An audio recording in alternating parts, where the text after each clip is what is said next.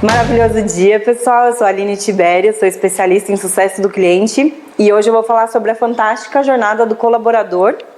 E talvez vocês se perguntem por que uma pessoa especialista em sucesso do cliente quer falar do colaborador. E acho que o objetivo dessa apresentação é ser bem breve em conceitos, porque a gente pode aprofundar mais em outro vídeo, mas é falar do quanto é importante a gente tratar dentro de casa. Sabe aquela frase que a nossa mãe falava? Educação vem de berço? É mais ou menos isso. É a gente cuidar do colaborador dentro de casa, tornar ele a melhor pessoa do mundo para o nosso cliente. Então, se ele tem uma experiência positiva dentro da empresa, com certeza ele vai ter empatia e carinho pelos nossos clientes, né? Então, aqui a gente não pode deixar de dar aquele conceito básico sobre o tema. E eu achei essa definição de que a experiência do colaborador, também conhecida como Employee Experience, é o conjunto de esforços para criar uma vivência significativa de trabalho para os colaboradores. Para isso, as empresas precisam oferecer liderança inspiradora, cultura com objetivos claros, ambiente organizacional que promova o crescimento e tantos outros fatores que podem tornar essa experiência um diferencial para os funcionários. Tá bonito, tá, mas eu vou falar de uma maneira melhor. Eu gosto de desenhos. Aqui eu desenho uma jornada do colaborador, onde está bem resumidas as etapas, e a gente vai falar um pouquinho sobre elas.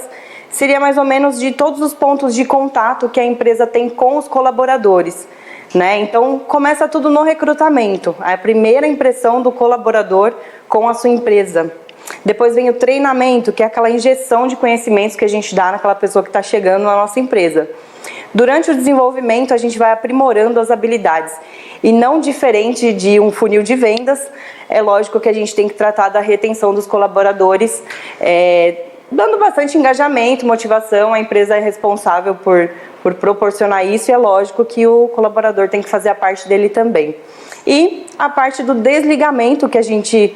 Pode ser que a retenção não funcione muito bem, e aí acontece o desligamento. Então, durante o desligamento, também entender o feedback, qual que é o legado que aquela pessoa deixou, o que ela está levando de bom da empresa.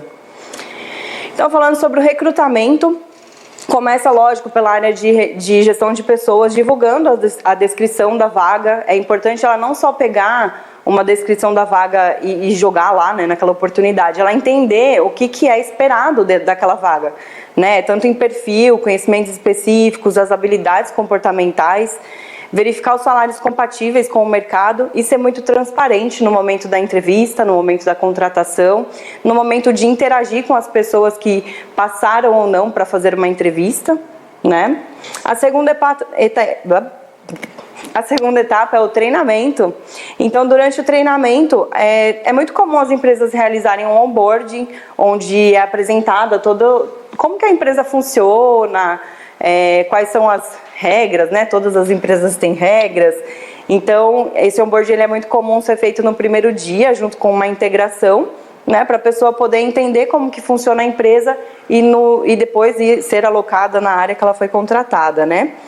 Normalmente ela conhece as áreas da empresa, conhece a jornada do cliente dentro da nossa empresa, entende como que ela funciona, como que a gente recebe demandas, como que a gente entrega demandas, como que a gente é visto no mercado. E também é importante conhecer os clientes. E eu gosto muito de focar aqui no momento do treinamento, naquele primeiro dia do colaborador, é muito importante a gente focar em cultura. E se eu pudesse, eu falava de um vídeo só disso, porque eu acho que a cultura muito bem implementada, ela enraiza um bom colaborador dentro da empresa.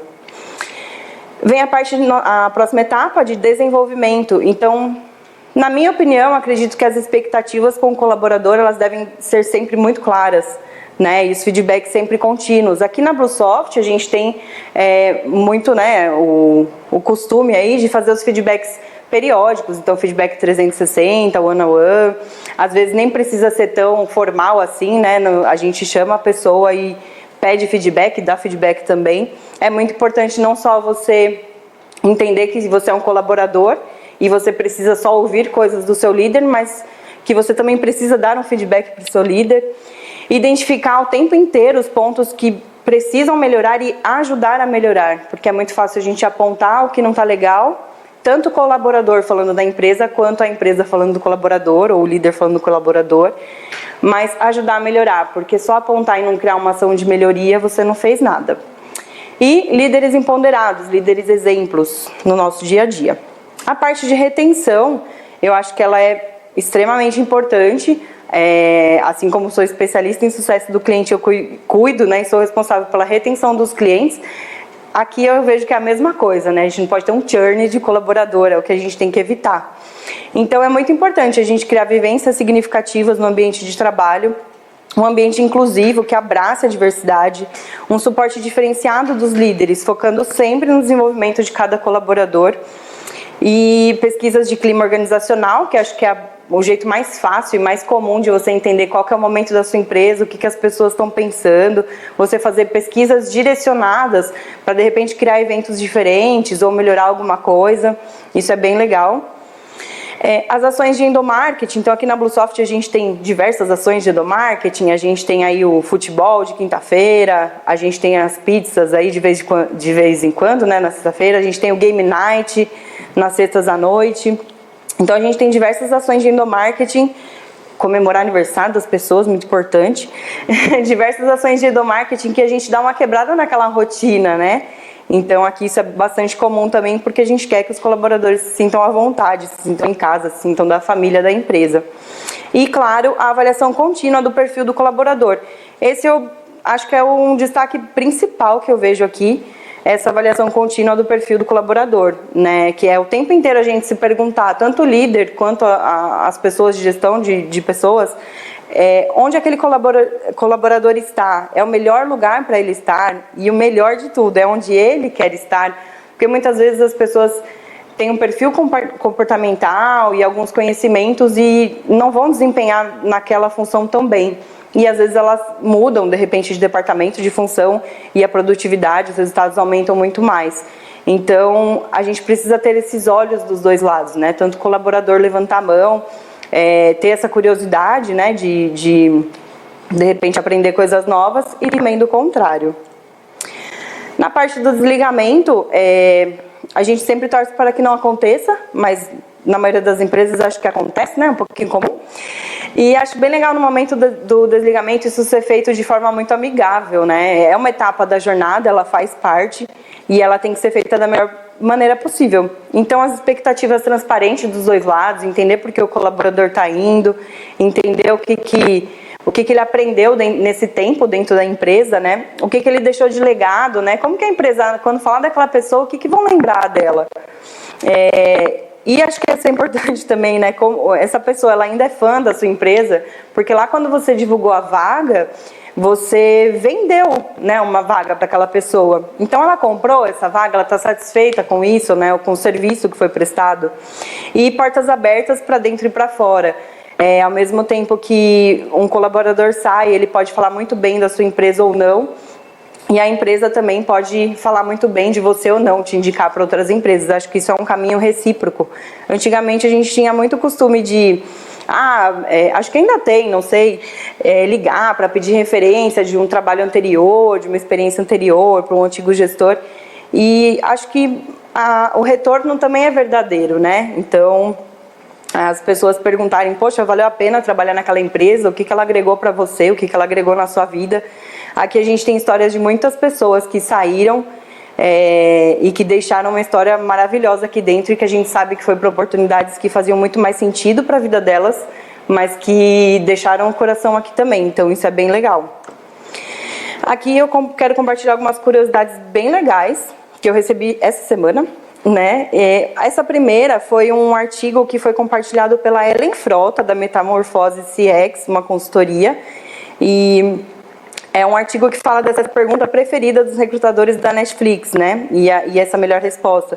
Então a pergunta foi: quando foi a última vez que você deu um feedback direto para o seu chefe? E até ela jogou essa pergunta em um grupo de networking e o pessoal ficou, nossa, difícil, né? E eu confesso que eu me espantei com as respostas, porque eu entendo que a partir do momento que você não pode dar um feedback para o seu líder, né, para o seu chefe, alguma coisa está errada. Isso tem que ser um caminho muito igual, né, não pode existir essa diferença. E aqui, nesse outro artigo, ele fala, né, tem um desafio profissional novo, faça diferente, começa pelo cliente. Então, o Lucas Fonseca de Carvalho, ele contou uma experiência bem legal dele, que quando ele entrou na empresa, ele não quis fazer esse processo de onboarding, de integração. Ele falou assim, não, peraí, não quero mais do mesmo. Me deixa fazer diferente, eu vou pesquisar como que está a reputação dessa empresa que eu estou entrando perante ao mercado, o que as pessoas estão falando, qual que é a avaliação delas pelos funcionários lá no Glassdoor. E ele fez essa pesquisa, montou os resultados e levou para o pessoal da empresa. E isso foi bem legal, porque isso linka com aquilo que eu falei lá no começo, né? O sucesso do cliente, ele depende da jornada do sucesso e da fantástica jornada do colaborador. Porque quando o cliente está feliz é porque o colaborador está feliz lá dentro. Então é uma empresa que vale a pena você trabalhar, vale a pena você dar o seu melhor, vale a pena você receber o melhor da empresa também. Então acho que o grande ensinamento, né, sobre essa parte aí de jornada do colaborador é você entender que aonde você está, não importa, né, se é onde você quer estar, mas é onde você tem que dar o seu melhor, porque é ali que as pessoas vão te identificar em todo o mercado ou em qualquer outra oportunidade futura. E é isso que eu tinha para falar. Obrigada.